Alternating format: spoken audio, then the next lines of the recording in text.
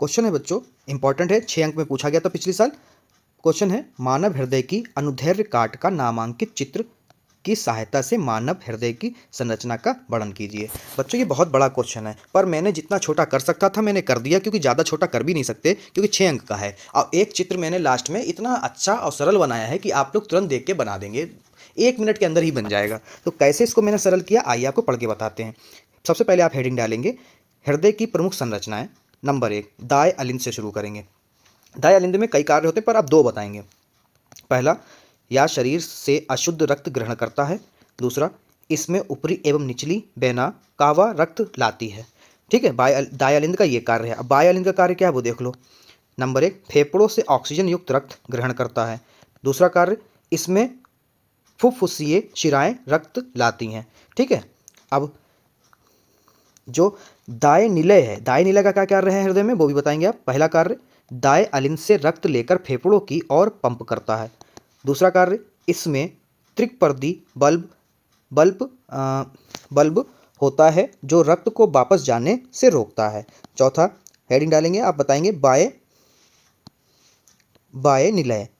Number 1, बाएं अलिंद से रक्त लेकर पूरे शरीर में पंप करता है। दूसरा कार्य, इसमें महाधमनी द्वारा रक्त प्रवाहित किया जाता है। ठीक है, देखिए 6 नंबर में है, पर जितना छोटा कर सकते थे उतना ही छोटा किया। अब छोटा करने के लिए 1 2 3 चीज़ों का बात ध्यान रखनी होती है कि इतना भी छोटा ना हो जाए कि 6 नंबर दे ही ना एग्जामिनर। ठीक है, तो आप मुख्य बल्ब देखेंगे, 3 होते हैं। पहला होता है आपका त्रिकपर्दी बल्ब, जो आपने अभी पढ़ा था ऊपर। इसमें होता है दाएं अलिंद और दाएं निलय। दाएं अलिंद और दाएं निलय के बीच की क्रिया होती है इसी में। नंबर 2, द्विकपर्दी बल्ब, बाएं अलिंद और बाएं निलय के बीच। ये कहाँ होता है, बाएं अलिंद और बाएं निलय के बीच में। तीसरा है अर्धचंद्राकार बल्ब, दाएं निलय और फुफ्फुसीय धमनी तथा बाएं निलय और महाधमनी के बीच होती है। ठीक है, ये कहाँ पाई जाती है, आपकी दाएं निलय और फुफ्फुसीय धमनी तथा बाएं निलय और महाधमनी के बीच। अब ये सब चीज़ें होती कहाँ है वो भी आपको पता चल जाएगा। उसके पहले आपको पढ़ना पड़ेगा, लिखना पड़ेगा रक्त परिसंचरण। तो हेडिंग डालेंगे आप, रक्त परिसंचरण। नंबर 1, फुफ्फुसीय परिसंचरण। दाएं निलय से फेफड़ों तक अशुद्ध रक्त जाता है और वहाँ से अशुद्ध रक्त बाएं अलिंद में लौटता है। ठीक है, दूसरा, प्रणालीगत परिसंचरण।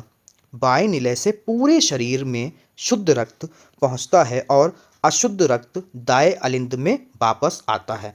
ये आपका रहा सबसे आसान तरीके से, सिर्फ और सिर्फ सरल और बिल्कुल आसान ट्रिक से मैंने बनाया है। आप लोग देख लीजिए, स्क्रीनशॉट ले लीजिए और बना के देखिए। जितनी चीज़ इंपॉर्टेंट थी सिर्फ उतनी ही बताई है, जितनी आपने ऊपर आपने समझाया उतनी ही बताया। देखिए, बाएं अलिंद बता दिया, बाएं निलय बता दिया, दाएं निलय बता दिया और दाएं अलिंद बता दिया। अगर आप कुछ और चीज़ें भी इसमें लिखना चाहते हैं तो आप लिख सकते हैं, वो आपकी स्व इच्छा है। ठीक है, पर अगर आप जैसा मैंने बताया बिल्कुल ऐसे लिख के आते हैं तो आपको एग्जामिनर 6 नंबर दे देगा, काट नहीं पाएगा। ठीक है, तो आशा करता हूँ आपको वीडियो पसंद आई होगी, तो वीडियो को लाइक कर दें, चैनल को भी सब्सक्राइब कर दें।